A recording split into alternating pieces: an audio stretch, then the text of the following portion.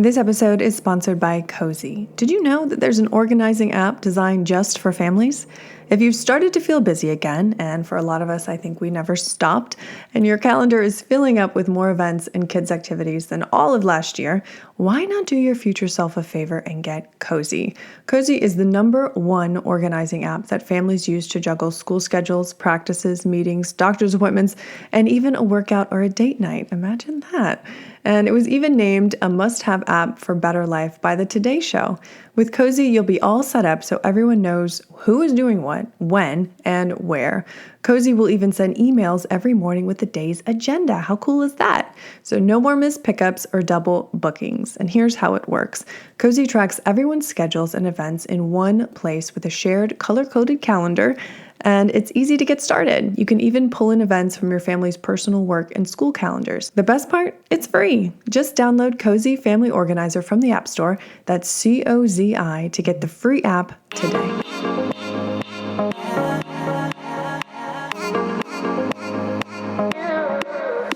You are listening to the Motherhood Unstressed podcast, and I'm your host, Liz Carlisle.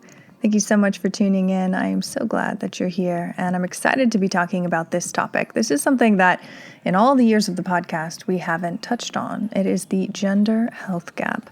And you might be wondering, well, what is that? Well, basically what it means is that women in this country, all over the world, haven't seemed to gotten a fair shake when it comes to medical treatment. In fact, women weren't even considered to be part of medical research until 1993.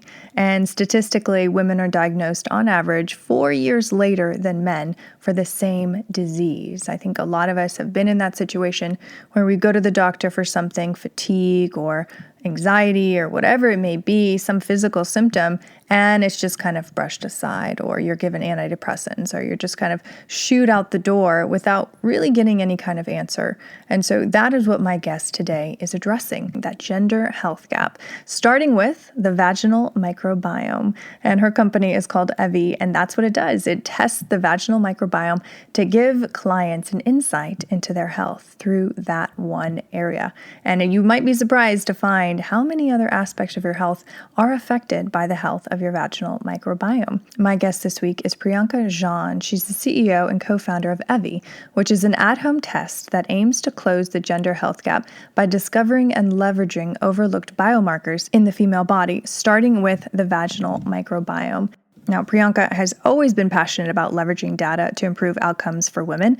In fact, she spent the past 4 years as head of product at Pymetrics, where she focused on building algorithms to make hiring more fair, efficient, and transparent. And you can tell in this interview how excited she is about the opportunity to bring a new set of data sets to women, something that has been previously absent from anything that we've had access to in the past. And she is literally putting it in the hands of the consumer. And then with that information, they can take that to their doctors and get the answers that they need and deserve. Now, Priyanka is also a spokesperson for the United Nations Foundation Girls Up campaign. She's the chair of the Acumen Fund's Junior Council, and she's on the innovation board for the X Prize Foundation.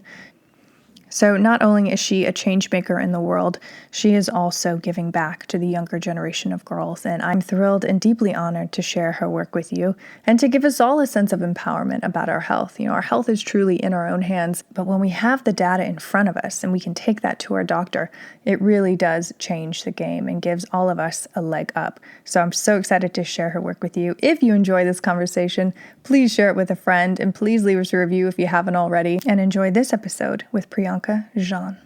Well, hello, Priyanka. Welcome to the show. I'm so glad that you're here. Thank you so much for having me. I'm so excited to be here. Yeah, I mean, we were talking about it before. I can't believe that this is just now coming to the marketplace to help women with these issues, but I'm so glad that it is. So to give our audience kind of a base about who you are and what you do, please tell us how Evie came to be and why it was important for you to bring it to the world. Of course. Yeah. So I'm Priyanka. And for a little bit of context, my background is actually in the machine learning, artificial intelligence world, the data science world. That's what I did at Stanford. And I actually spent the past 4 or 5 years here in New York working on a very different company where our mission was to essentially build algorithms that could make the hiring process more fair and transparent. to help people who might have typically been overlooked when you look at a resume actually get matched to jobs that they're really high potential for. And it was amazing to see, some of the largest companies in the world really start to think differently about people, right? To think about what someone's capable of instead of what someone's had access to in the past. And seeing kind of the power of that data and the power of saying, you can actually build algorithms that can improve the world. I was really excited about, and a lot of our kind of initial innovation and research was around how do you actually build algorithms that are fair, right? How do you actually pre-test an algorithm to know how it's going to perform on different groups of people when you know that most of our, training sets on the world as it exists today are quite homogenous, right? And so when you're building an algorithm, how do you actually know it's going to be fair? And how do you actually make sure that as you develop it, it can answer questions for you, right? Like, why are you making this decision? And I think that was such, innovative work at the time, right? This was back in 2015. And it was really cool because we were able to bring to market algorithms that were making really regulated decisions, but they were able to operate because they were actually being fair and transparent, and frankly, a way that even humans aren't great at, right? And I, over the last year, I think everyone was thinking more about healthcare than they probably ever had before. And I was dealing with a myriad of my own health issues. And, I think every woman has their own version of the story of feeling misdiagnosed or underdiagnosed or misunderstood at the doctor's office. And I think I'd probably been told to drink more water one too many times. And I was like, okay, where is any of the data or the research that's helping me make better decisions about my own health or better understand my own body? And, I have two brothers, and I was always really frustrated by the fact that we were looking at the same metrics of health in all of our bodies every year. And I was like, well, my body operates fundamentally differently than yours, right? Mm-hmm. And as I started to do more research, I realized, holy shit, women weren't required to be in clinical research in the US until 1993. Which blows my mind every time I say it. And it just kind of all made sense. I was like, oh, this is actually a data problem. There's actually so much about the female body that we don't understand yet. Coming from a data background, I was like, oh, maybe this is actually something I can help. And maybe we can actually use some of those principles about building fair algorithms, building transparent algorithms, and bring that to healthcare, and more specifically, bring it to building a better understanding of the female body that's actually inclusive of all of the different types of females that exist, right? And as we started doing research on where to start, the vaginal microbiome became so clear that it was such an important biomarker and marker of health generally in the female body that we'd never really looked at before, right? And not only is it the cause of the most common infections in women, everything from yeast infections to UTIs to bacterial vaginosis. I'm sure anyone who's listening who has a vagina on this call knows those experiences, right? And not only are those so frustrating, impact our quality of life and our relationships and all of that, but it turns out that they also have these far-reaching implications on everything from fertility challenges to preterm birth, to STI acquisition, to cervical cancer progression. And even though all of this is true, women have no access to that information on their own bodies, and we're not using any of that data to make better healthcare decisions. So that's what the first product that we built is working on changing. That's incredible. That's incredible. And you're so right. And I feel like even when you go to the doctor now for these issues, for BV or you have a UTI, you're given a set of antibiotics and you're sent on your way. There's never any deeper dive that happens. Like you're in and out of there in 5 minutes. And it's like, there's almost a disconnect between your entire body's health and then this one issue. Totally. And I think, to doctors' credit, I think for a long time, they haven't had access to the tools that could help us do a better job understanding what's going on, right? So a lot of these infections are treated as binary, right? Like bacterial vaginosis, as a great example, essentially just means diversity of the vagina. But there are so many different ways that can happen. And it happens very differently for maybe someone who's in menopause versus someone who's pregnant. And the ways in which those different microbial communities cluster and operate, there's actually far more specific ways that you could probably treat that and help prevent it the next time. Versus right now, since we don't have that high fidelity information, a lot of times we make brute force decisions, right? We just throw a bomb or an antibiotic at it and we hope that when it regrows better, right? And I think it's about time that we bring some of this best technology to this problem that affects so many women every day. Okay, so how does it actually work? So essentially, as a woman, it's direct to consumer, meaning that like you can decide on your own that this is something that you want to learn more about. You can order the test directly from Evvy at Evvy.com. We mail you the test at home. It's a super simple Q-tip swab. As I always joke, it's the easiest at-home test. You don't have to try to fill up a saliva container this big. You don't have to, assault your brain through your nose. It's just a little Q-tip swab of your vagina, easier than putting in a tampon. You mail it back to our lab, and we're doing what's called metagenomic sequencing, which allows us to uncover all bacteria and fungi that are present in the sample. Then that data comes back to us. We process that information alongside the different health contexts that you shared with us. So if you're in menopause or if you're having certain symptoms, we contextualize it for you in a beautiful, easy to understand report of everything that's present, what it means. So we help explain each of the microbes, the role that they play in vaginal health, in overall health, where that's been shown, how it's related to specific health outcomes. And, I always say women are smart. Let's treat them that way. We give women direct access to the research. They can understand, do I believe that this research is relevant to me? Learn more about what we know about these different microbes in the vagina. And then lastly, we help them understand what to do about it, right? So for some women, it's actually like, you should probably go talk to your doctor. You're experiencing symptoms. We found certain pathogenic microbes. For other women, it's, a better understanding of how certain sex practices, for example, might be playing into their vaginal symptoms. This episode is also sponsored by Kindred Bravely. Kindred Bravely came to life in 2015 by Deanne Akerson, a mom of two, when she couldn't find any comfortable and functional pajamas to wear. As moms, we have to stick together, which is where Kindred comes from. And Bravely, well, being a mom can be tough. It is definitely not for the faint of heart. Kindred Bravely is devoted to making life easier for pregnant and nursing moms, from breast pads and non-skid socks to nursing bras and the most comfortable pajamas that I've honestly come across. And they use a lot of bamboo fabric in their clothing line, which I adore because it is so supple and so soft. You really have to feel it to understand. And perhaps most importantly than her clothing is Deanne's mission to build a community of moms who support and celebrate each other. In fact, behind the scenes, Kindred Bravely employs more than 24 work-at-home moms who share Deanne's mission and values. If you'd like to try out Kindred Bravely for yourself, be sure to use my code UNSTRESS20 to save 20% off your purchase at kindredbravely.com. And so we do a lot of kind of personalized education and recommendations and just trying to build a better understanding for every woman of their vaginal health, because it's a part of our bodies that for so long we've been ashamed of, right? And we've been told, they should smell a certain way and we don't really talk about them. And we're just trying to help women understand, how do my symptoms change throughout the month? How is that relevant to what the microbes are? When do I need treatment? What are preventative health things that I can do? Because it turns out that the vagina is a lot more than just a structural part of the reproductive system.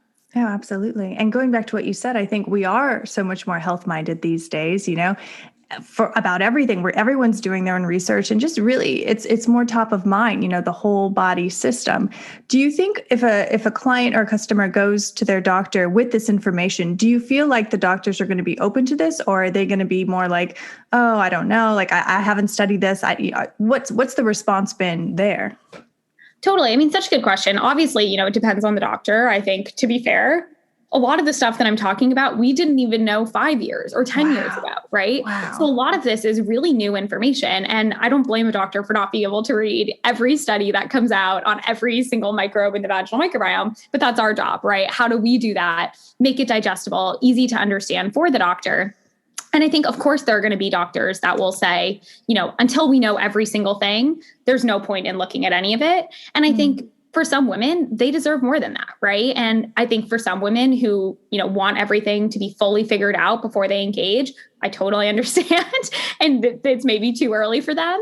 But for women who really are interested in, what do we know? What do we not know? Especially for women who have been suffering for a long time, I would much rather give them the information and be transparent about what we know and what we don't know than hold them back or be a gatekeeper about information on their own bodies. And our goal is also to educate the physician community. And we're actually working with an amazing board of OBGYNs who are really passionate about the vaginal microbiome and about better research in the space. And, I think they can help us better educate other doctors as well, right? Because to what I said earlier, people just haven't had access to this information before. And I think there's a lot we can do to help there as well. Yeah, I was looking at the board members. I mean, you've got them from Harvard, Stanford, obviously. I mean, you have a powerful, powerful team working on this. Why was that important for you to have? Was it just to say, hey, we are a legitimate company. We're really doing real work. This isn't some, whatever. Or is it just because you really want the best for the client? Totally. Great question. I mean, I think it's both, right? Obviously, like part of having these really great people involved means that we have to do right by our customers, right? They know where to poke all the holes. They understand what we know and what we don't know and how we should be talking about this and the best ways to bring other doctors along on the journey, which not only makes the product experience better for the consumer, but it also makes sure that we are doing everything right. And we are, being a legitimate company, because I'm not going to pretend to be a scientist in the way that these incredible doctors are, right? And I would way rather have them involved and have the experts guiding us. And, we can be the people that really understand the customer and help build this as a business. But I strongly believe in having the experts involved to help us make sure we're making all the right decisions. Yeah. And even just like you said, like speaking the language of the other doctors who are going to be helping the women when they bring in this information, and they're just more educated. I remember I went to a gynecologist when I was having issues repeatedly. And, she was saying, well, maybe we should do, birth control, or maybe we should do this. And I was like, well, I don't want, birth control. And she's like, well, you could do this. And I'm like, oh, a copper one. And she was surprised that I even knew that much, so I feel like there's such a dearth of information from, a patient standpoint to the doctor. And it's like you're closing the gap there in such an important issue. Like that gender health gap does exist. Totally. I mean, anyone who refutes that, they can be reminded that today in 2021, women are diagnosed on average 4 years later than men across 770 diseases. And so the gender health gap does exist. So much of our understanding about health, the body, come from middle-aged, mid-sized men, right? And it's about time that we start to think about the other markers of health that might exist in people who don't represent that demographic. Yeah, absolutely. And you said that the vaginal microbiome is kind of where you're starting. Where else do you see Evvy going? Totally. I think, we're really listening to our clients and to the people who are coming to us, right? What are the other problems that they're suffering with? What are other really complicated women's health issues that have been treated oversimplified and generic for far too long, right? And I think, unfortunately, the list is really long, right? There are a lot of things that women deal with where, they're treated as binaries and overly simplistic, and women are given these really generic diagnoses that don't really mean anything, and we're not really given great treatment pathways from those. And I think all of those are the areas that hopefully we can help over time. But I think part of what we realized is that there's a lot to be done in just vaginal health, right? There are so many pieces of it that just need better research. They need better science. We need better treatments. And it's going to take a lot of different types of people for us to get to a place where we even feel ready to look up and look at the next thing. But it is, both depressing and exciting to think about all of the parts of the female body that we can bring better data, better research to help women better understand what's happening in their own bodies, and also help the research community further our understanding of these overall. Yeah, because going back, I mean, you are a data scientist. You're bringing in all of this data with each person that uses these kits. You're getting more information to make better predictions, to have a better understanding of a woman's health and all of her biomarkers. Can you talk a little bit more about the fertility issue? Because that's a big one, especially nowadays. Totally. Yeah. I mean, to be honest, we're still figuring a lot of things out, right? And when I say I should be giving credit to all of the incredible researchers that have been doing this far before even Evvy came along. But I think, to try to summarize it, essentially a lot of the research to date has shown that there are certain pathogens that when present in the vaginal microbiome, there's a higher chance that natural pregnancy or assistive reproductive technology fails, meaning that, your body is less likely to get pregnant in those states. And as I always say, fertility is such a complicated problem, right? Or infertility, I should say. And there's so many different things that could contribute to it.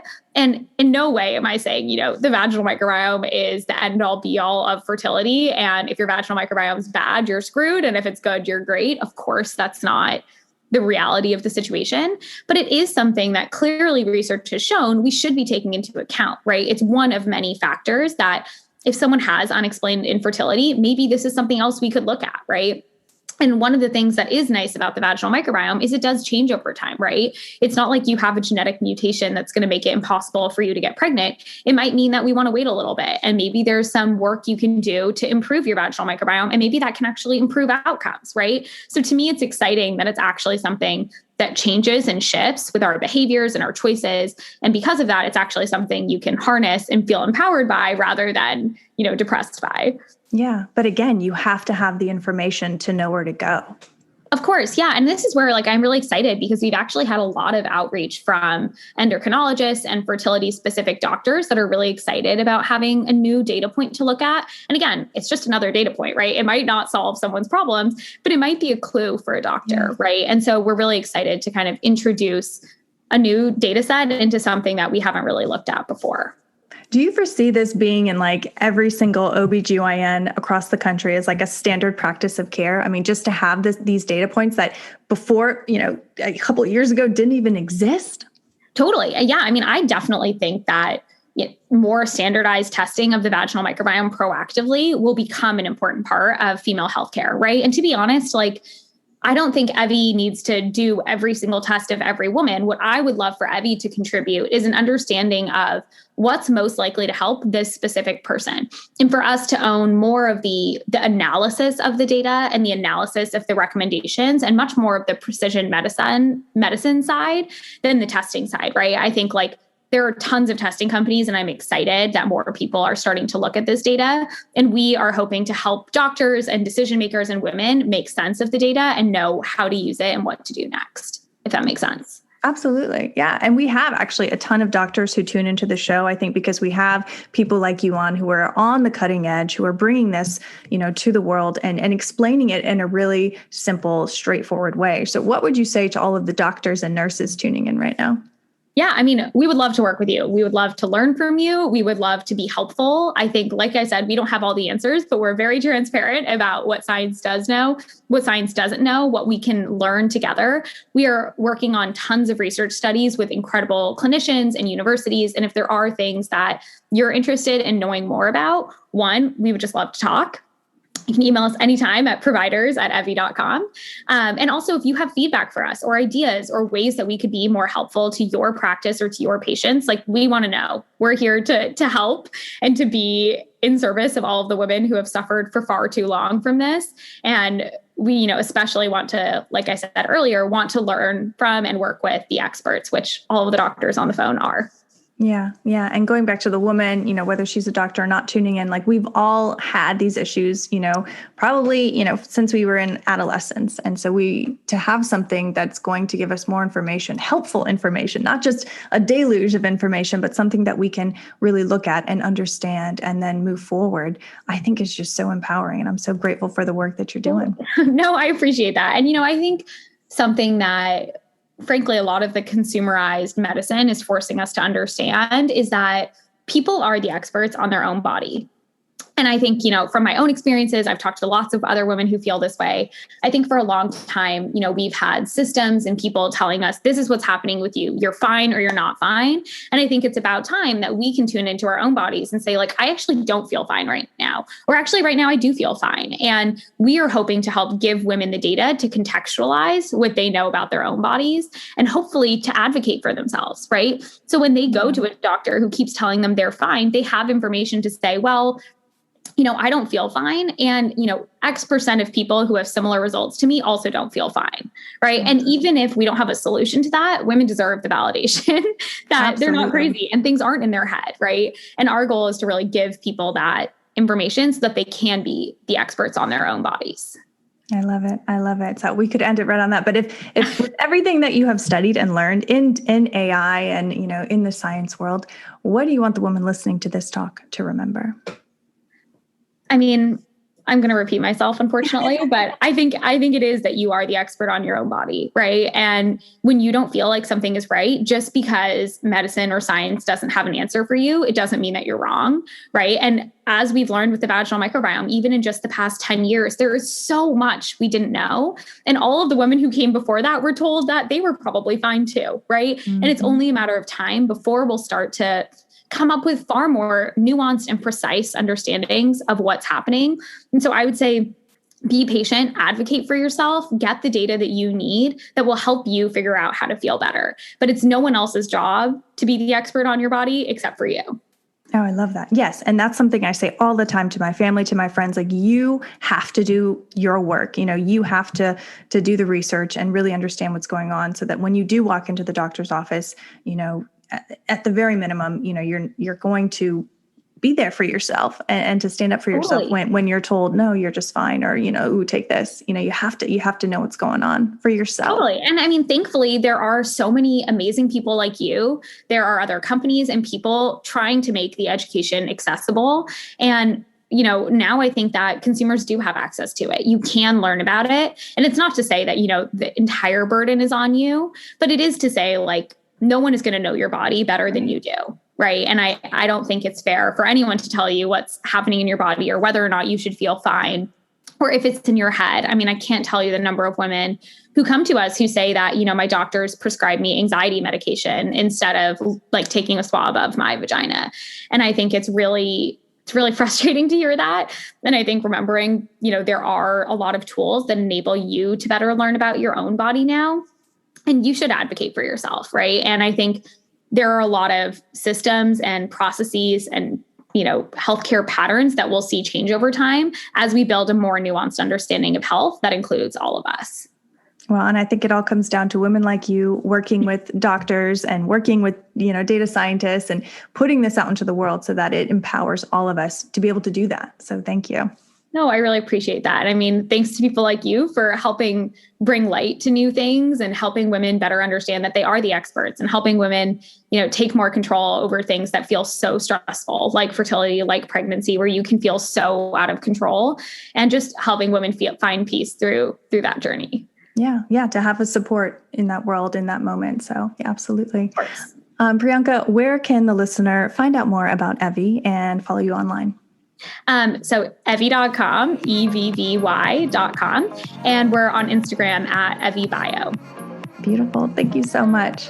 Amazing. Thank you so much. You have been listening to the Motherhood Unstressed podcast. Please be sure to rate, review, and subscribe to this podcast.